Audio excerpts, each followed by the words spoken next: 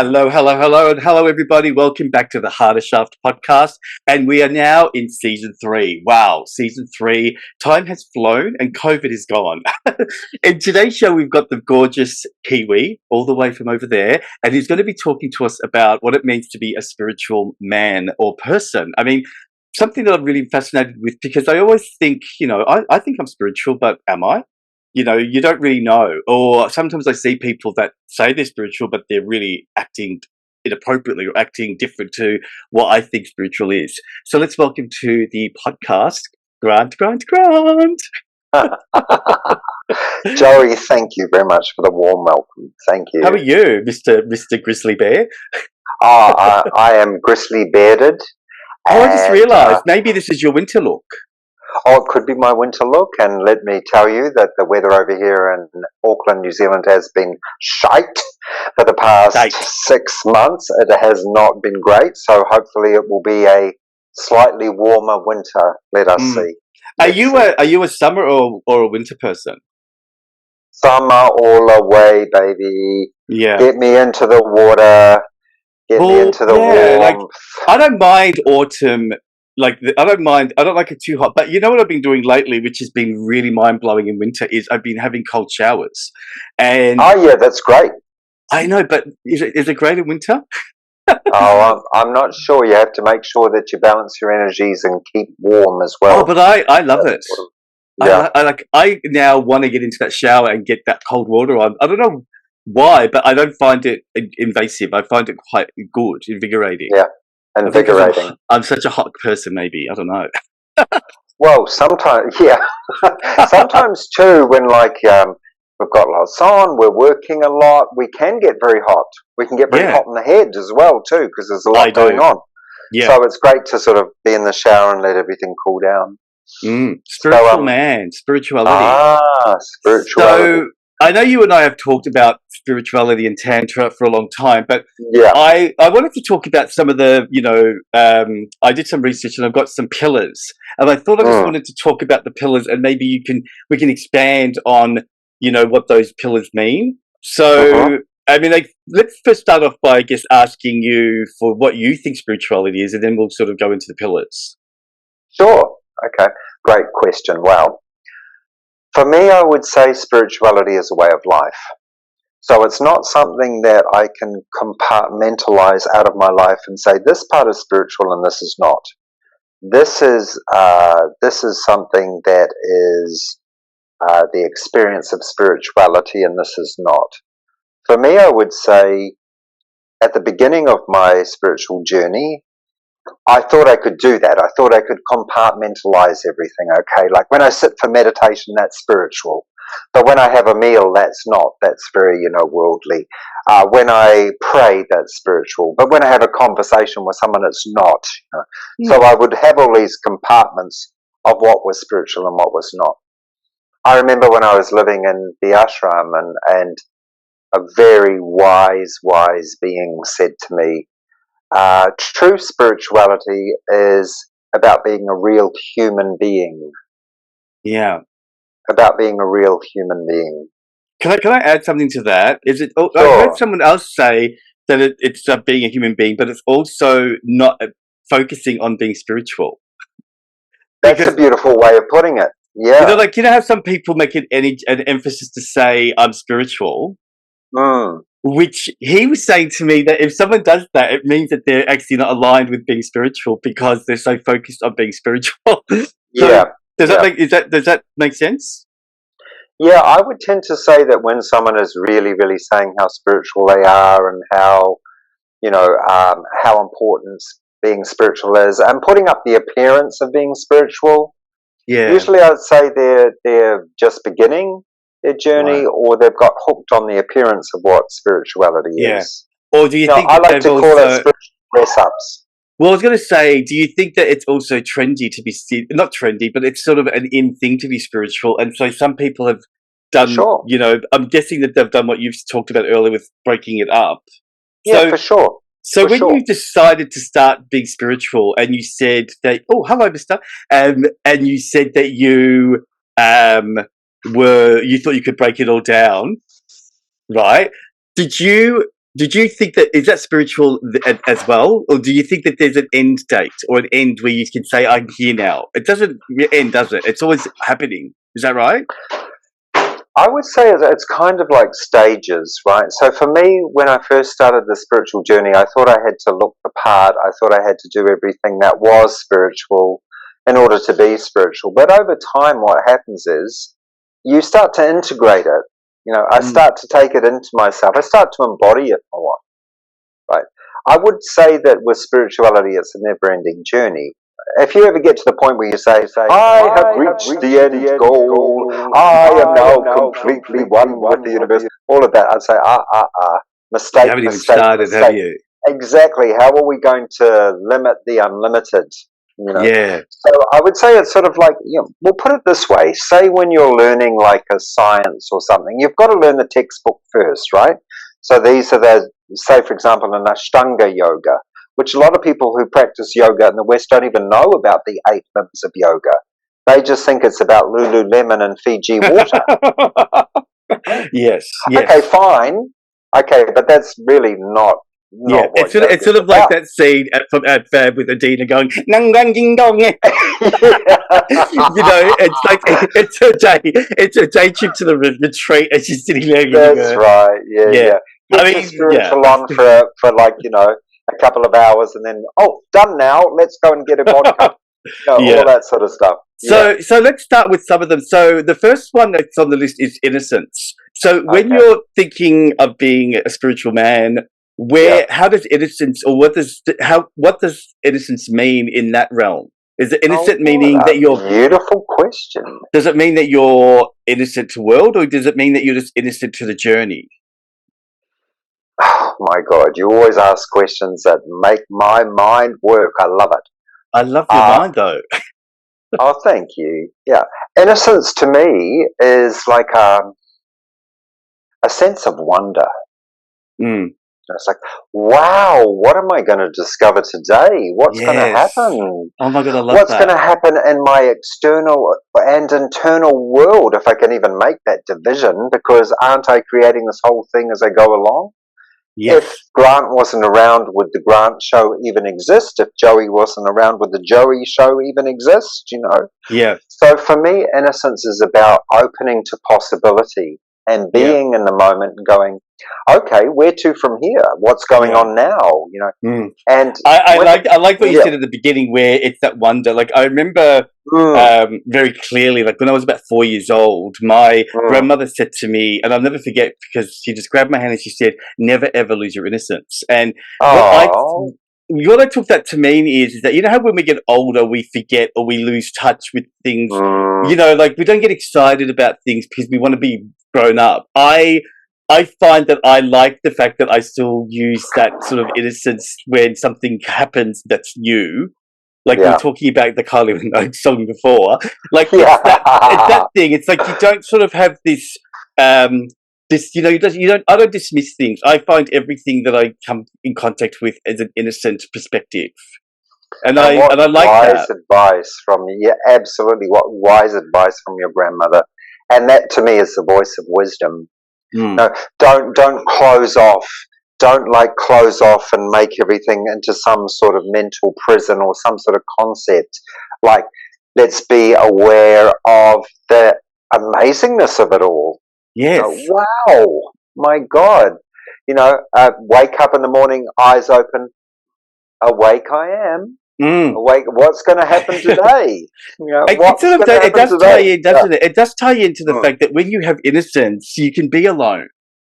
You know what I mean? It's Yeah, like I do. where Yeah. when you don't have that, I think you're always seeking. The innocence really just make right now I'm totally in awe and enjoy, Mm. and when I Mm. finish this, I'll be doing something else which I'll be totally in awe and enjoy. And so I don't necessarily need to find something because the innocence is the fact what you just said. I like that. I like that feeling. I sometimes get really overwhelmed when people don't have that. When people Yeah. actually downplay, not that when sometimes people just don't find anything joyful. I totally hear you. It's almost like their heart is closed. It's like they look grey in the face. They look sort of drained. They look Yeah. unhappy. Or You know, they've got a hierarchy of what it means to be happy. exactly, yeah. And what does it mean to be happy? I mean, I love that question about innocence. In Sanskrit, the word for wonder is ascharya. Ascharya, like Australia. wow, okay, wow. Everything is just so wonderful, amazing, wide open. Mm, Now, sometimes people might think you can only have that experience if you have some sort of substance or drink alcohol or that sort of thing, that you can only have that. But Tantra and yoga teaches you can have it at any time. It's yes. always available to us, you know. It's just a matter of stepping into that, you know. Yes. Often people think that Tantra is all about sex. In the West, that's such a huge misconception, you know. Tantra itself is about life. It's about Yes. understanding the energy of Mm, life and being in awe of it, being mm. innocent to it, being okay. What's happening now? What's going to be Mm, happening today in this amazing mm. tapestry? Do you mind if I ask, like, when someone gets hurt, and you know, when Mm, someone gets hurt, especially with love, and yeah, the innocence goes away, what would you yeah. recommend that people can do so they don't get jaded? Because I Well, think speaking, love yeah, is one of the big ones. I remember when I first yeah, loved someone and got yeah, hurt. I mean, I think I was quite fortunate to have that grandmother's advice because I didn't yeah, I still had hope, or I still, mm, I didn't feel jaded. But I know lots of people from therapy and from friends that they just get jaded because the innocence gets drained or taken away. But really, they're yeah, choosing to take it off, turn it off. I'm guessing. yeah. I would say, and this is from personal experience, you know, if I find myself in the process of falling in love, one of the things that I would say to myself is, I also give permission for the hurt when it comes. Okay. Because at some point, whether it be like a breakup or a disagreement or whatever it is, you know, love is so amazing and complex and beautiful, and the human heart itself is so complex and beautiful that sometimes there is going to be pain involved. It's just part of the process. So then, by me saying I give myself permission to go through that process, in a way, what I think that does is that it allows for us to fall in love at a deeper level, because we're not Yes. so guarded anymore. You know, we Yes. go, okay, there will be times when it's difficult. There will be times when there's disagreements. There will be times when there's struggles, but I give myself permission to enjoy. I know that sounds like a strange word, but I give myself permission to enjoy the process of it all, the Yeah. highs and the lows and the in betweens. Mm. You know. And I sort of think that's holistic. You Oh, I know, love that word. Yeah, for you've sure. got the only way that you know what it's like to be in love is because of the pain that you've had in the past. That's right. Or that you're even undergoing when you're in love in the, you know, the present. Yeah, yeah. It might be you're experiencing pain. Why are you experiencing that pain? Why am I experiencing that pain? Because I care. Mm, Otherwise, if I didn't care, would I even feel that pain? mm, yeah. I mean, the Yeah, I would. second one Yeah. is wisdom, and we've sort of I Okay. think we've covered that in a way. Is wisdom like what my grandmother, or is it like you were saying that is it like the book that you talked about when it comes to science? Is wisdom the Mm. knowledge that you get from a book, or is wisdom something more? Okay, right. I'm going to get this AI bit in here. Yeah. So, Because can I just I, add one other thing, right? yeah, yeah, I do sure. sometimes think that some people have, I don't know, some people have this inbuilt wisdom that they didn't learn. It's just there.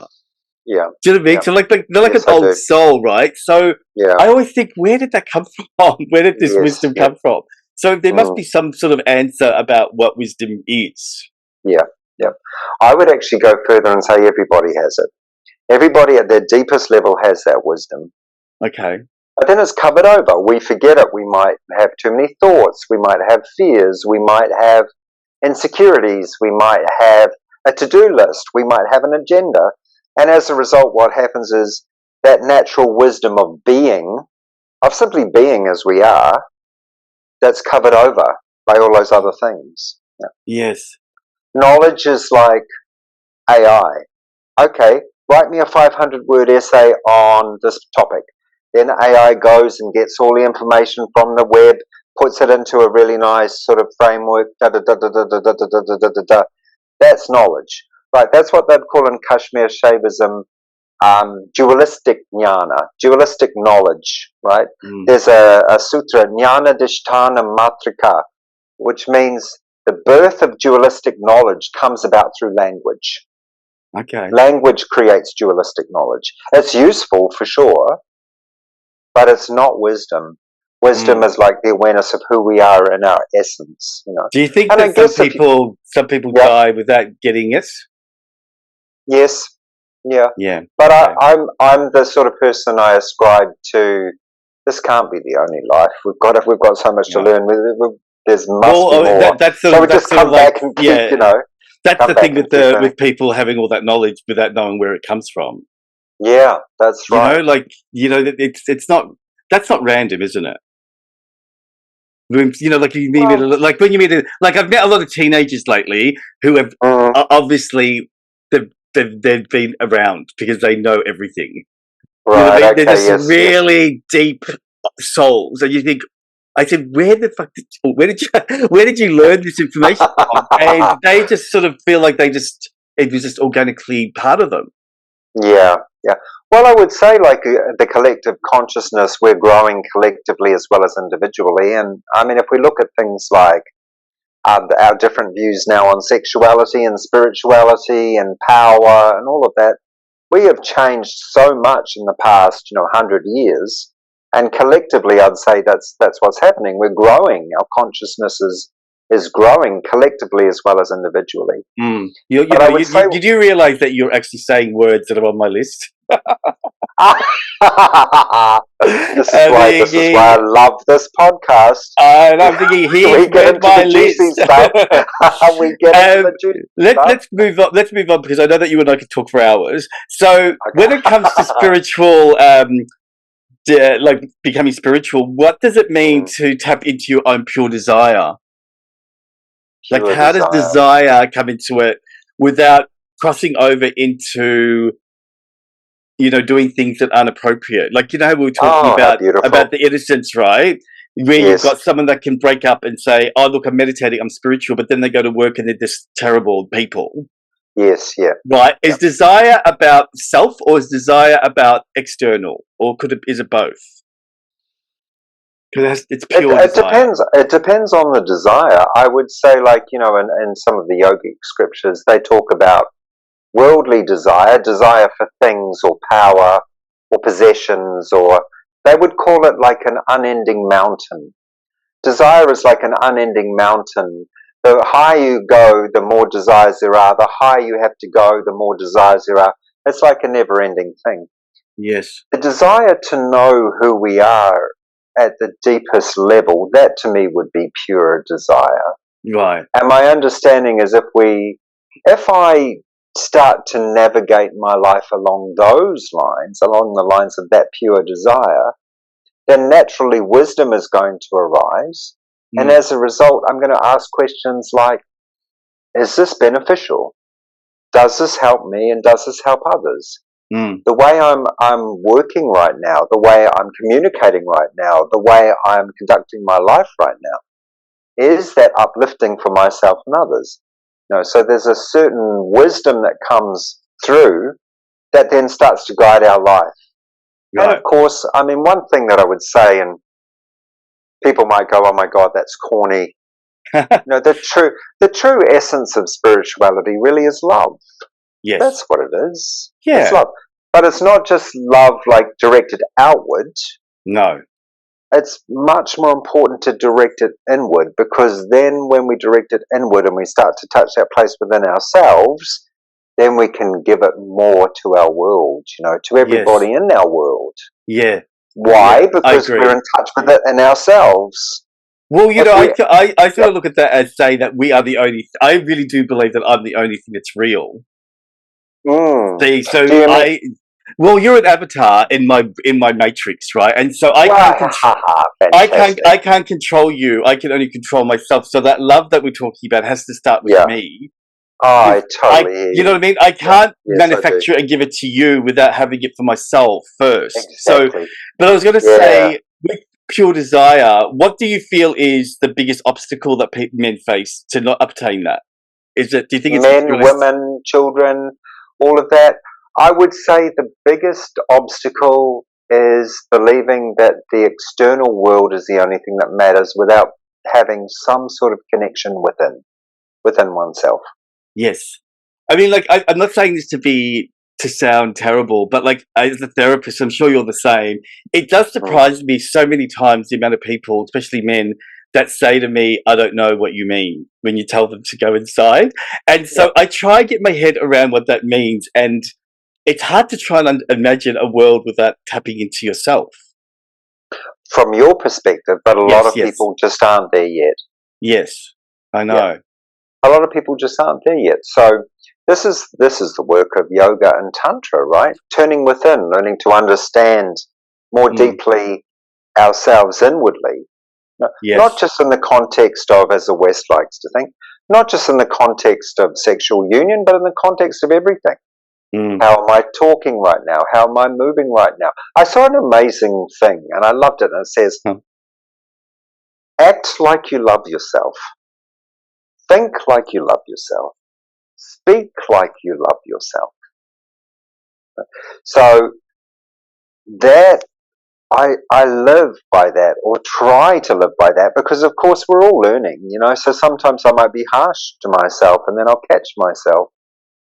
Or you might be lucky enough to have some people in your life who say things like, you're in your head right now, step out for a bit.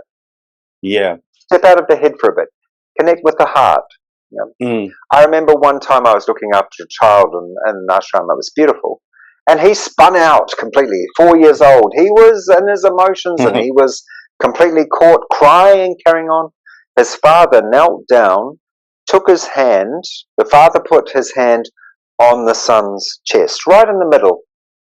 And he said to the son, come back here. Come back here. Be centered here. That's it. wow. Patted him on the heart. That's it. Come back. Come back. Come back. Wow, I love that. Oh my God, what a powerful experience of Yes. parenting that was. That brought tears to my eyes, right? If we could all learn how to do that for ourselves and others, can you imagine what kind of world we would have? Yeah, totally. How much better? Mm.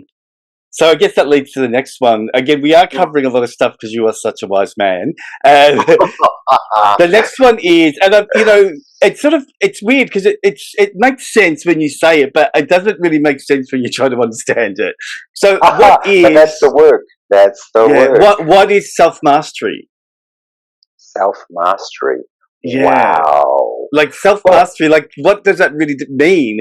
Is it what you've been saying, like this to go in and do that, or is it bigger than that?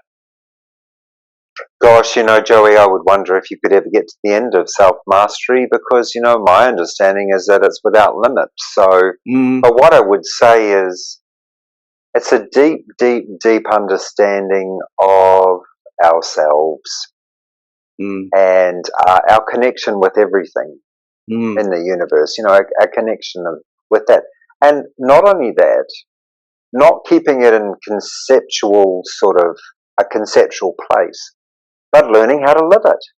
Yes. Learning Well, how to live it, learning I how was to be gonna, it, learning how to embody it. well, I was gonna say, your what you were saying before. I mentioned self mastery. I think that to keep it simple, self mastery Mm. just to me simply means that you take responsibility for the fact that you're the only thing that you can master. See, that's beautiful. Yeah, I would agree with that. You Yeah, know what I I mean? would Like, do you agree know with how that. people try and change other people, or they Yes, project and they blame other people? yes. Where since I've really just decided that you're an avatar, like since I've done that, it really does make it easier for me to understand the whole concept of not being able to change people. Because before I used to take things personally, and I used to really be about others, and so Yep. because no one exists, it makes Mm, me really click. Okay, so I've got to master me rather than avoid me. Now, that's right. Yeah. is that I know that's a very simple term, but do you think that word scares people? Master, Self mastery. self mastery, of course.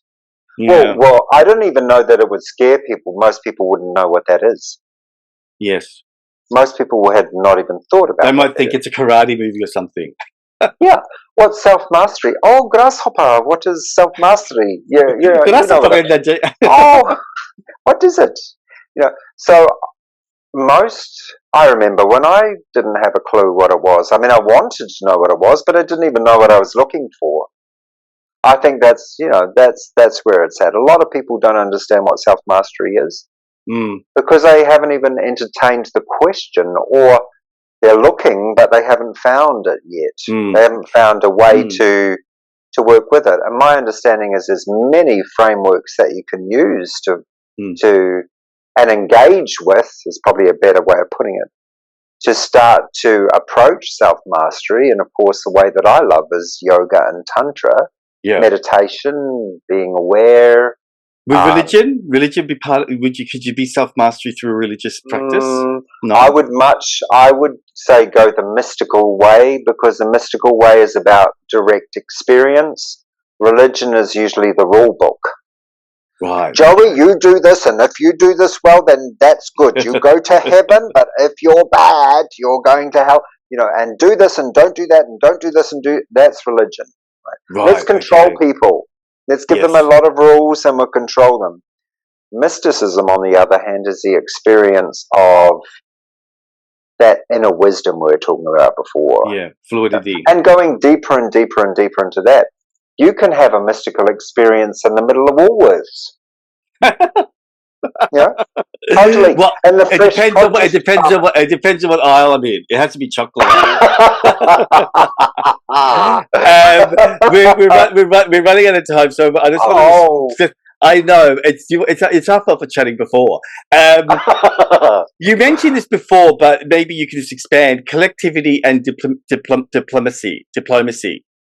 Collectivity and diplomacy. Yes. So you did mention collectivity earlier.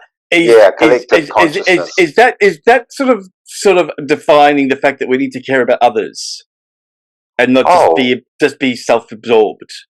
of course we need to care about others, because if everybody is a manifestation of our consciousness, as he was talking about before, then what do they deserve? Mm. Love, respect, understanding. I Doesn't think mean this is. that. I know, Mm, but this is probably the hardest one for listeners. I think because mm, I'm assuming, but no, I'm going to say for me, the world mm, at the moment seems so fractured that I find it yeah, hard to put in to have diplomacy. Like part of me, I don't necessarily hate, but I find myself leaning towards frustration, and that okay. diplomacy is not. I don't think I'm tapping into my diplomacy very well at times because of that annoyance. I So, hear you. is Yeah, that? it's been a Have tough you time noticed for that? us. Yeah. It's Okay. So been a that's tough time happening. for us collectively. How do And we here's find it again? Do you think? okay, well, here's a really cool way you can do it. I remember once my teacher walked in and looking very teacher mode and very serious, and everyone gathered around waiting to have the spiritual discourse. And she stood there and she just went, "What's up? What's up?" And we all laughed. And then we discussed what a great way to connect with others. What's Mm, up? What's up? What's going on in your world? What's up? How are you? What's happening for you? It puts them in touch with how they're feeling straight away. It shows that you're interested as well. It can open up really amazing dialogue. What's up? So mm, that's one way, showing an interest in others. yeah. Or another way that's really great, thanking others, Mm, appreciating others, yes. noticing others, respecting others. Because Yes. then that all comes back to us, doesn't it, as well? What Yes. we give out is what we receive back. Yeah.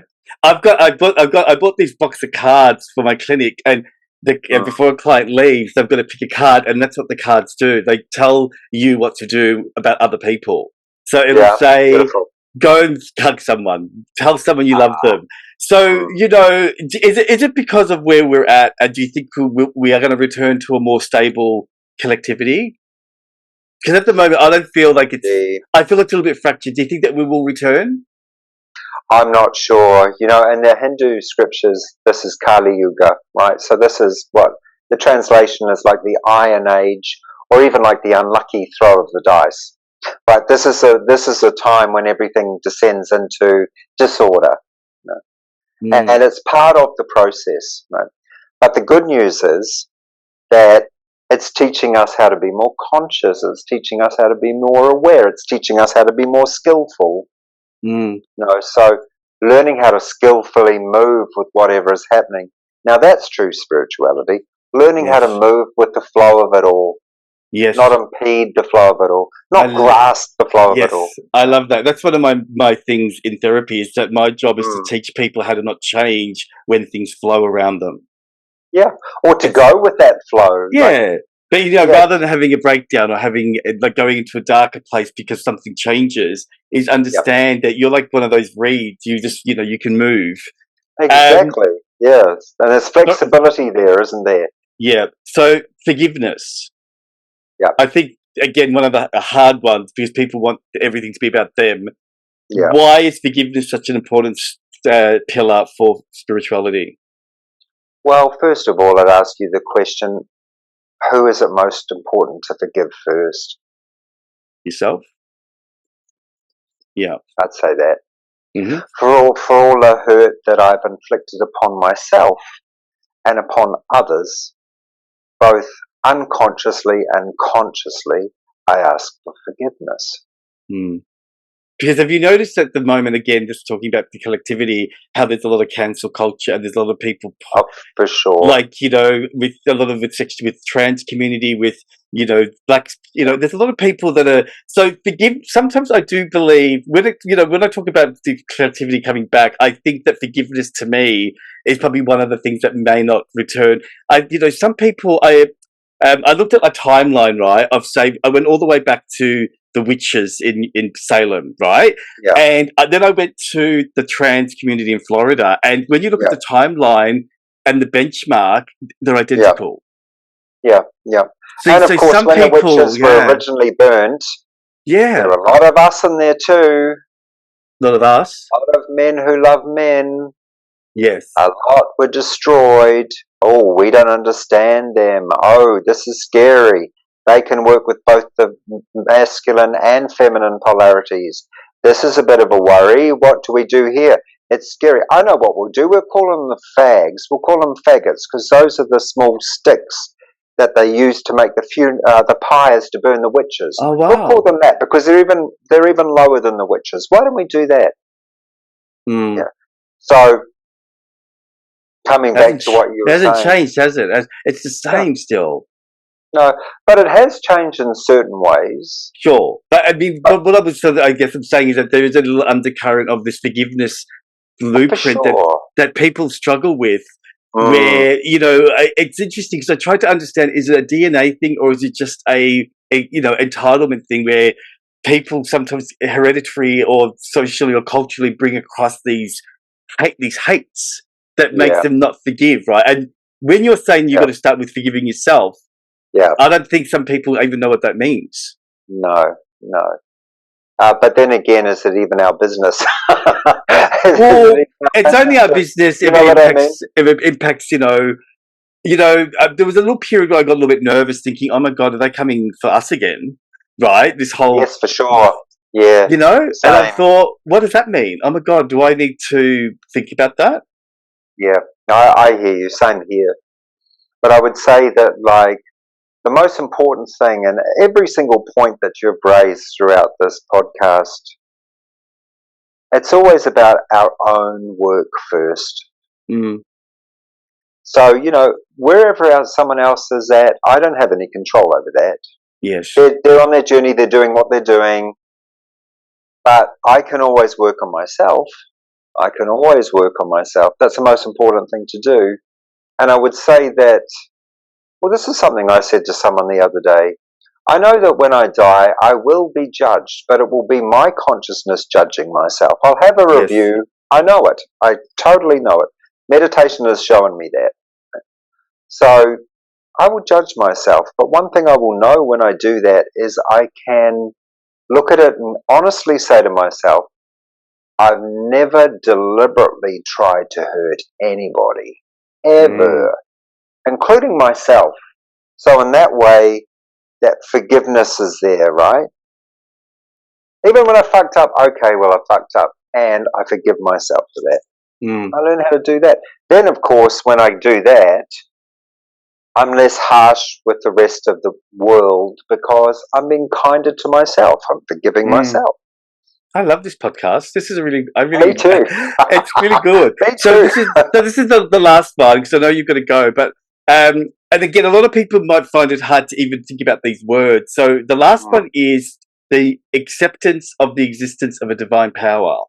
Right. Wow. So how does someone who is stepping into the spiritual world put their mouth around that one?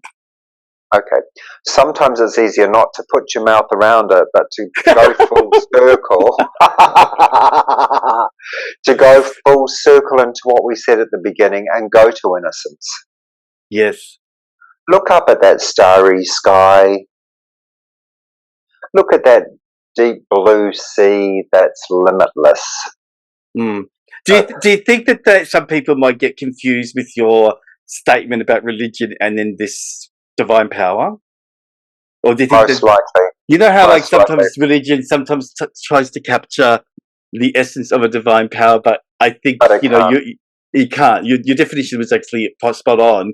So the divine power isn't like it's more. Is divine power really us? Well, according to the philosophy that I love and I work with, Kashmir Shaivism, yes, it is. Yeah. You know, everything is consciousness. Everything is that amazing, divine consciousness that has created absolutely everything, including us. And once we understand that and recognize it, because it's not a matter of obtaining it, we already have it. We just have to recognize it. Once we recognize it and live in that place, then that's realization, that's enlightenment. Mm. So look at the stars in the sky, connect with the earth, connect with the sea, connect with one's own breath as it comes in and out of the body, right? It comes in, it comes out 21,600 times a day. The breath comes in and the breath goes out, uttering the mantra Hamsa. I am that consciousness.